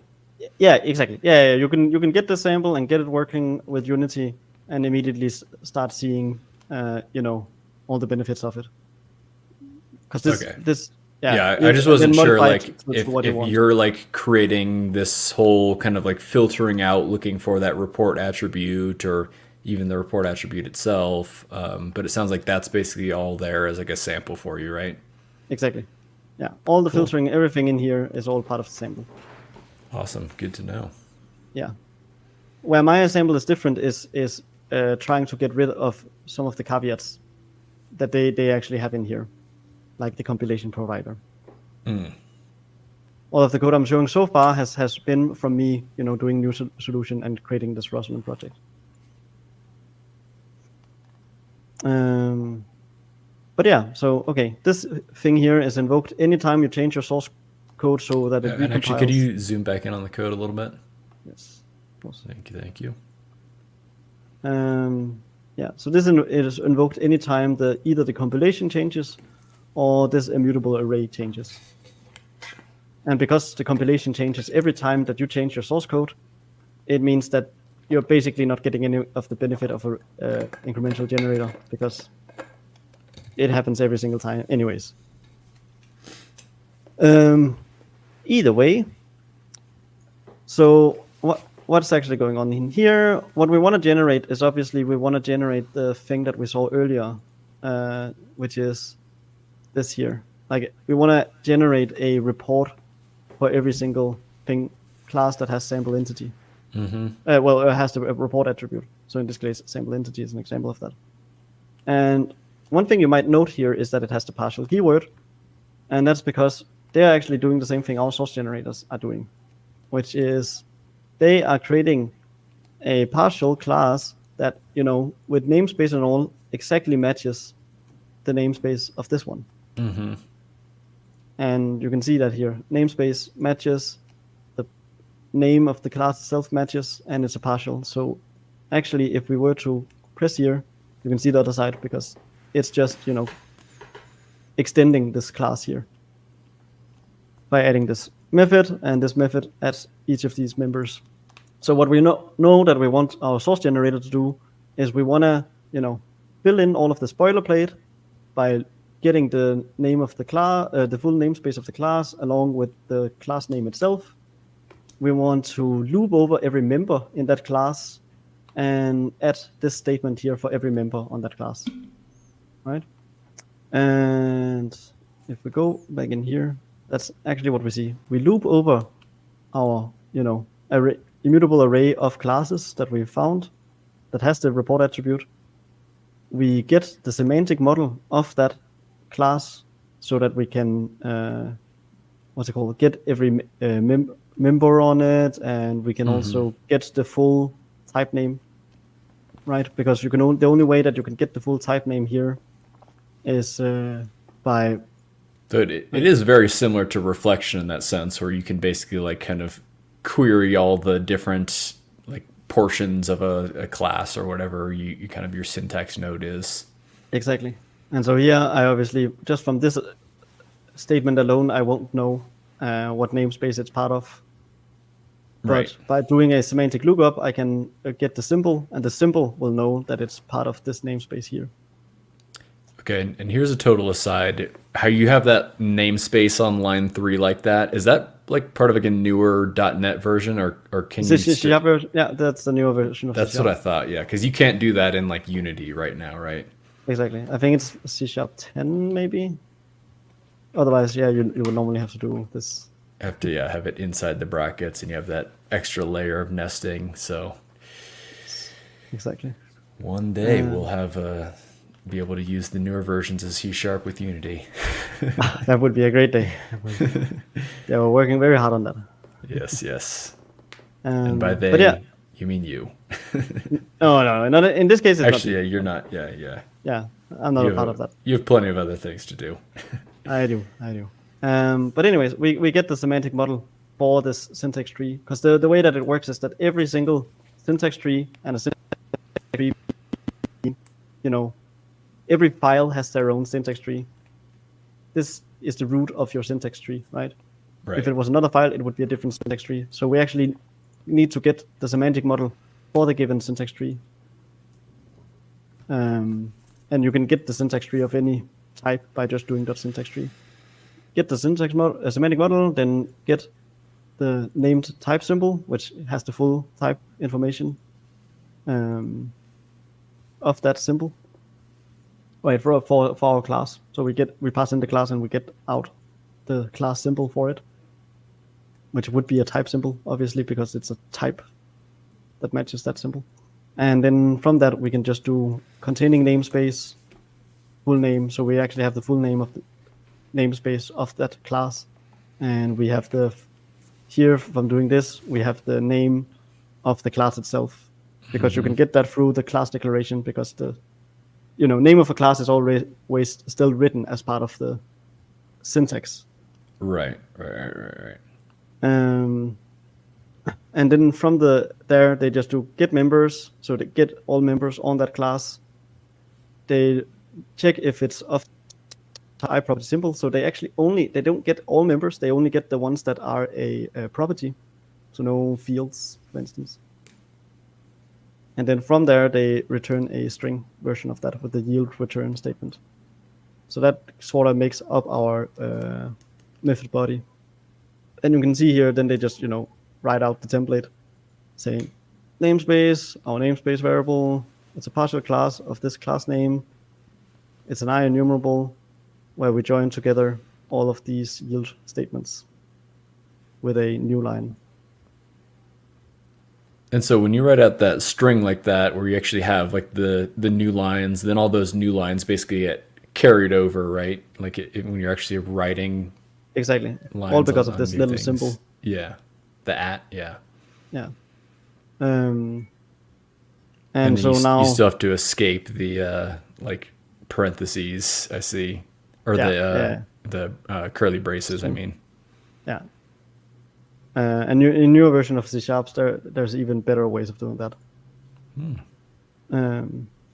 But and just like before, we say at source, giving the name, and then we turn our string into a source text, and that's what we pass in.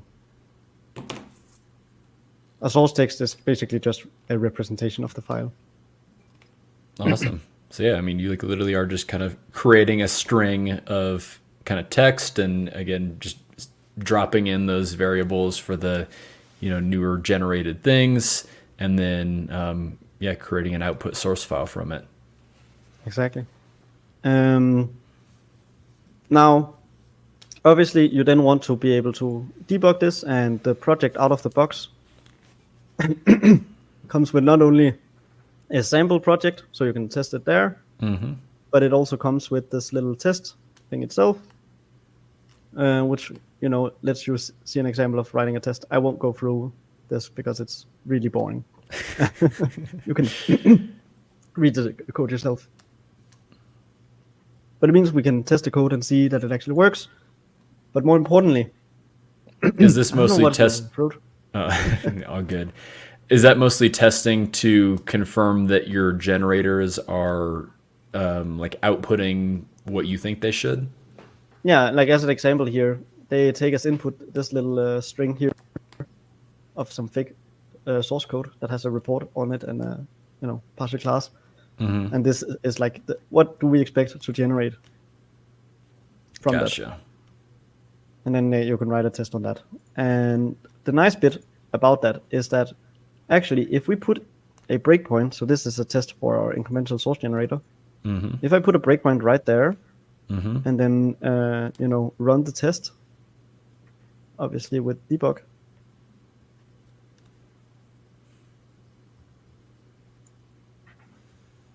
it should run at some point.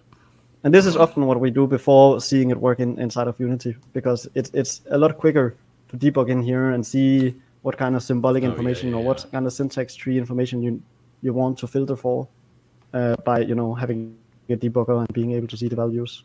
I don't know why it's taking this long. Feels closer.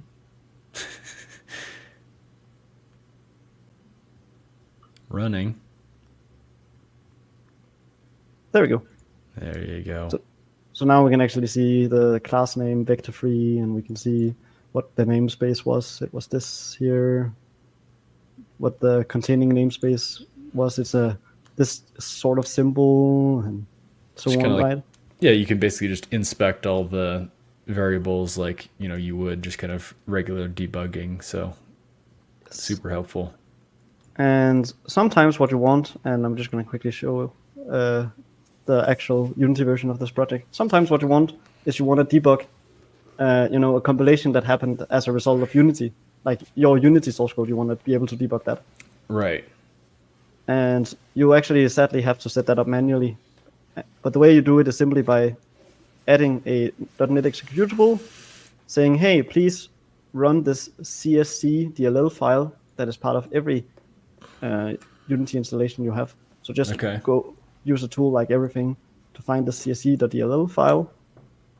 And then you pass in, you write an @ sign, and then you pass in this here, which indicates which assembly do you want to, debug on. Okay. And so if like you had your own assembly, then you put your own assembly in there.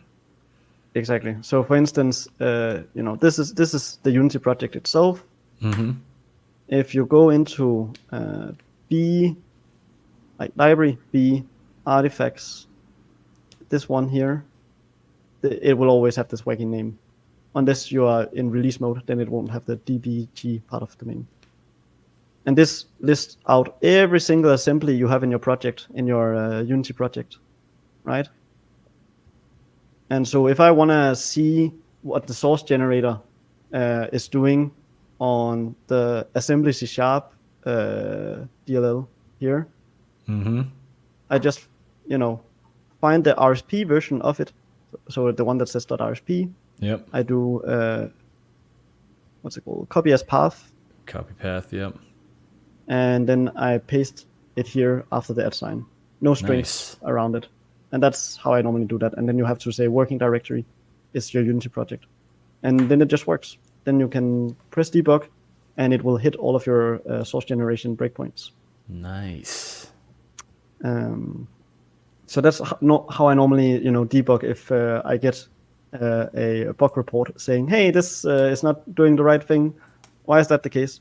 Then I will, open up the project, have it generate one of these RSP files, and then run CSC with that RSP. What CSC actually is it stands for C# compiler. So what you're actually doing here is just you're running the compilation yourself, right? That fancy syntax you saw in here was just me saying, run CSC on this RSP file. And so it manually recompiles whatever this RSP file says. An RSP is what tells what Unity normally generates in order to run the CSC itself. Interesting. So it has all of the like define statements and all of the dependency assemblies and so on. Yeah, that's how that works. Awesome.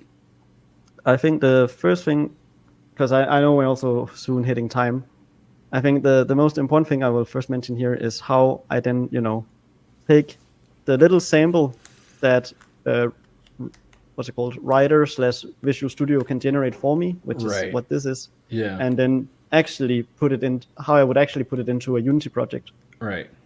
The first thing I normally recommend doing is obviously you pick out the folder you want it in, either in your assets itself or in a package. You can just create a package, right? Mm-hmm. And put it there. And then notice in here, this folder source generator, it only has these two files.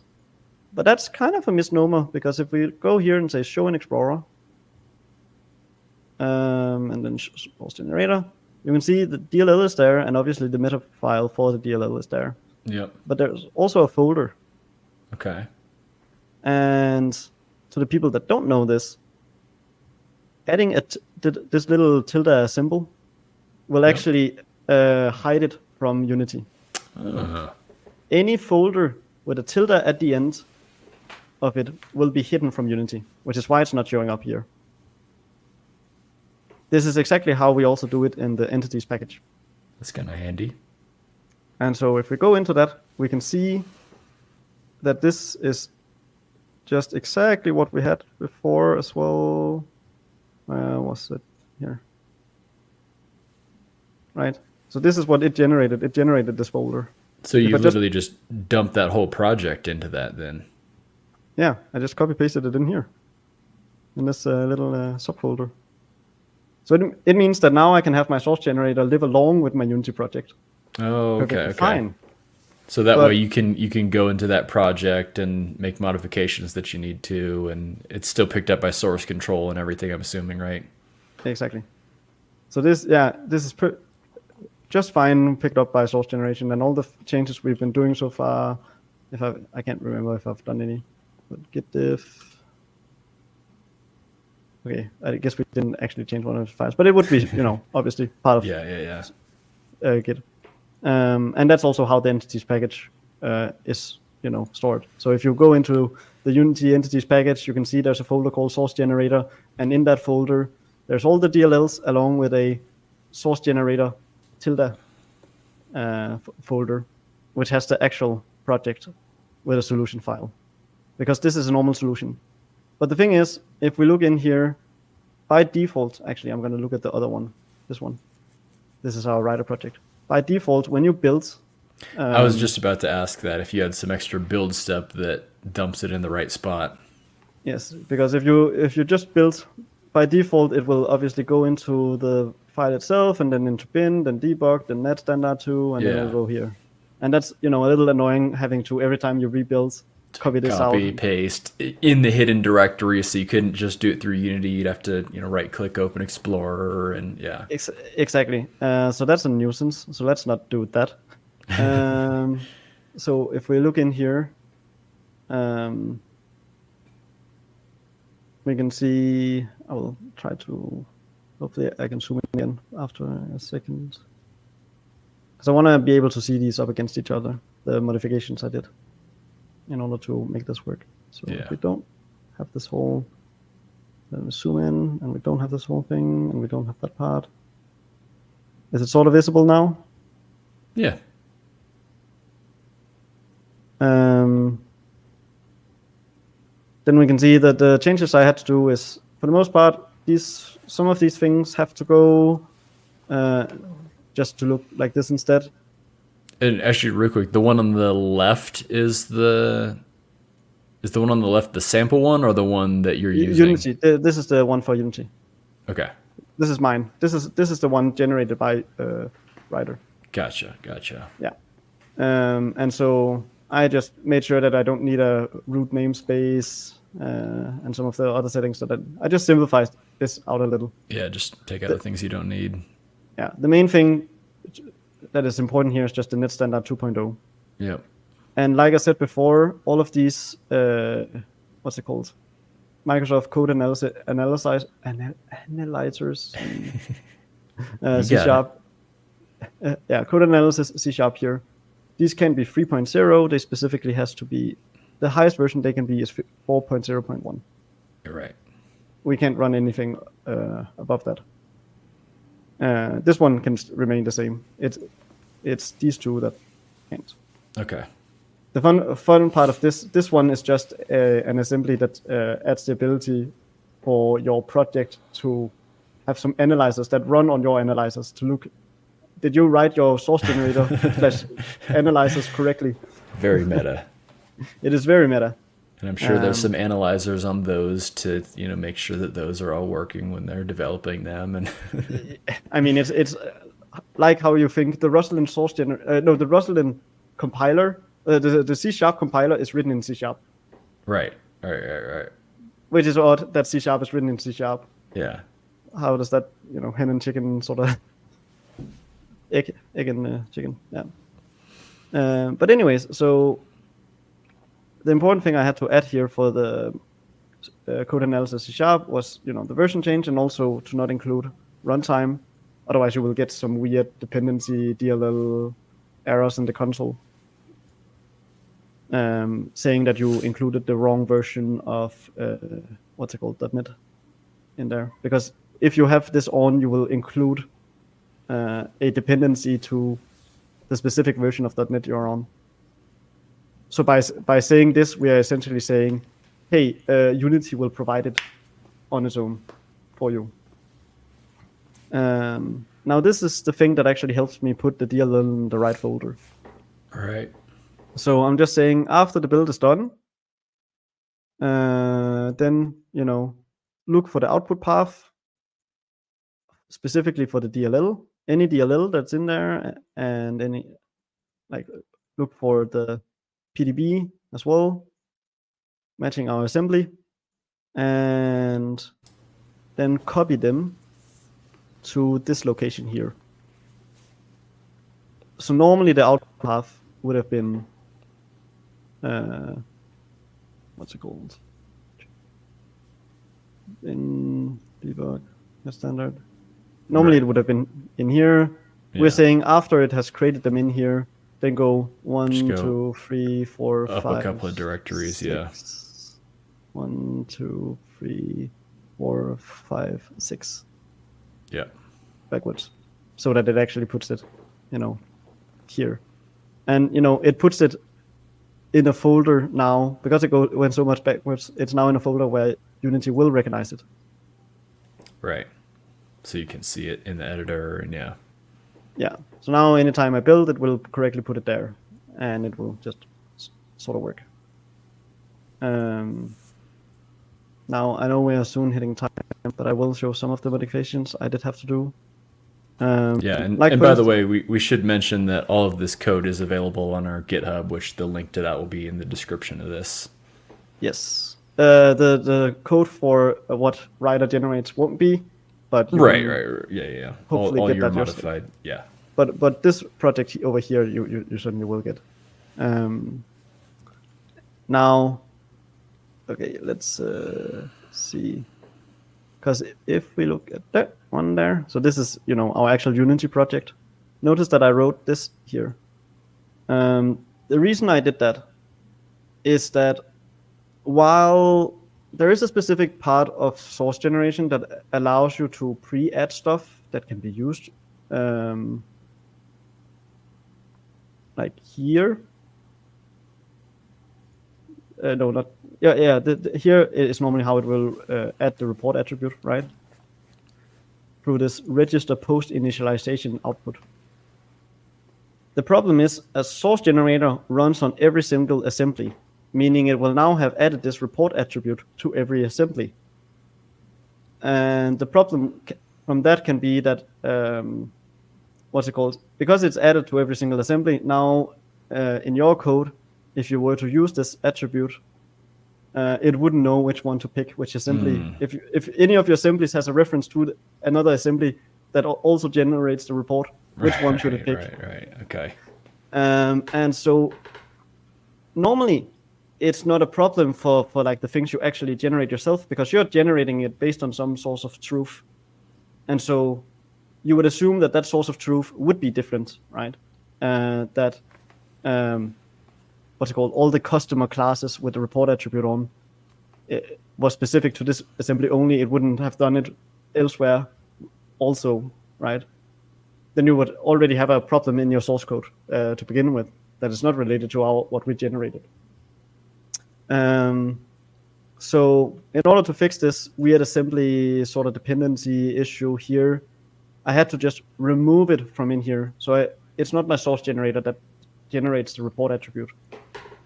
Instead, I just manually always have it. It's similar to how SystemAPI, if you look at SystemAPI is always there. It's just part of the entity's source code. And we can obviously still check against that code. We don't have to generate the code that we check against. So I just put in the report attribute manually, which is why I can use it here, and why the source generator is still able to pick up this report, because it matches these two criteria. But that's one change I did have to do. Cool. As for the rest of the changes in here, I think people should just try to download the project and open the solution file themselves, because I obviously won't have time to fully explain everything. Right, I will say the big difference that I did here is, if you look at the source production, notice that compilation is not part of this generate code anymore. Okay. And that is ideal, because now it's not anytime you change the compilation, it's just anytime you change the class declaration itself. Okay. And also notice that this is class declaration. It's not an array of class declaration. So it means that it's only Just when you a change single the one. specific class declaration. Cool. Yeah, so this is meant to be a lot more efficient. Another thing that now, because I'm not using the semantic model, I have to generate the namespace myself. But for the most part, that's fine too, because obviously, if you look at the source code, how do I find the full namespace of customer here? I just, loop upwards in the syntax tree, because a type can be declared inside another type. But other than that, you can look up the type tree, and then at some point you will hit here I won't hit a namespace because this is part of another namespace. But if you were to hit a namespace, I just include that as part of the name, and that's how this one works. Yeah, that's super handy that you can kind of have access to that whole syntax tree and kind of traverse that a little bit as needed. Exactly. And by doing it on the syntax tree and not the simple semantic model, we can do it a lot more efficiently because we don't need to do a full semantic lookup. Right. And then I'm also using the text writer here instead of using a string that I'm constantly concatenating and adding to and so on. Nice. Which we also do for our own source generators. And that's the main changes I had to do in here. Sweet. Yeah. So that's everything. Awesome. Well, yeah, thanks for that overview. That was super interesting, and I'm definitely very excited to play around with this on my own. Kind of like I mentioned, the kind of braid project that I was working on, I think really could take advantage of using some source generation in some specific places. So it might be a good little test bed to kind of experiment with and everything. So yeah, we can just kind of rapid fire through our last couple little sections here for our recording software. We're basically cut off at the exact 2-hour mark for doing these pre-recordings here. So and once again, we are not live right now, so if you do have any questions, feel free to leave those in the comments and we can answer those on a future video. Or if there's anything else that you want to see us do with source generation, I know Danny, like you mentioned, you want to kind of show off some replacements to I aspects and maybe some other ideas that you had already. But if anybody else has any ideas or suggestions, feel free to leave those in the comments. So here we can pull up our dynamic allocation, which is just our fun things that we'd like to share with the community. So Danny, real quick, what do you got for us? Yes. Also, we have only 3 minutes. But I just want to mention Chandler Carruth, which is, for almost all of his CPP-Con videos here is very data-oriented. And in particular, I can recommend having a look and see the efficiency with algorithm performance with data structure, which is a good intro on how to actually do things in a data-oriented fashion and how you can think about performance in a nice way. And also, it's just fun. Chandler Carruth has a way of expressing things in a fun way, like SystemAPI, which is how you do a dictionary in C++, is just an exercise in slow code. Calls it. Great way of expressing. It's a good way to put it. Yeah. Garbage in, garbage out. There are no zero-cost extraction, stuff like that. There's a bunch of good content. Awesome.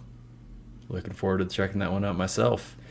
And yeah, real quickly, some of you may have already seen this, but I do want to point out that CodeMonkey has actually been doing some live streams where he's been working on a Dots RTS game. So he's just been kind of experimenting around with some things in there. So of course the replays of the streams are available. I think right before we started recording, he was actually doing another live stream here for this Dots RTS game. So super cool to see that he's doing some more Dots stuff, and we'll probably have some more cool videos from him on Dots related things. So yeah, shout out CodeMonkey. We should try and get him on at some point. I know. Yeah. Absolutely. All right. And so, in our last 1 minute here, we can go ahead and close out real quickly. I do just want to thank our Patreon and YouTube supporters, especially the ones at the CPU register tier, which is our highest tier. So thank you to eCool and Christian Luke for your support over there.